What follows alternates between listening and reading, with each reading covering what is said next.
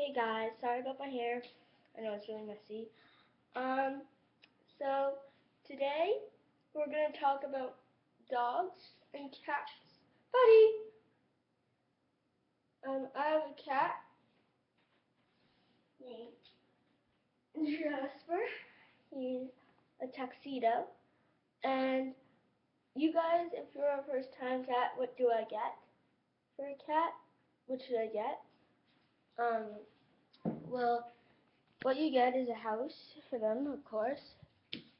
So this is a basic house. That's a basic house for them. You got your food dish. What should be in this? Is it really the dirty one? I know. Yeah, that's what you get, buddy.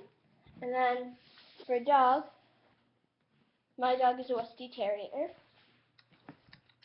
Buddy. Yeah, he's cute. You will need a mat, a crate.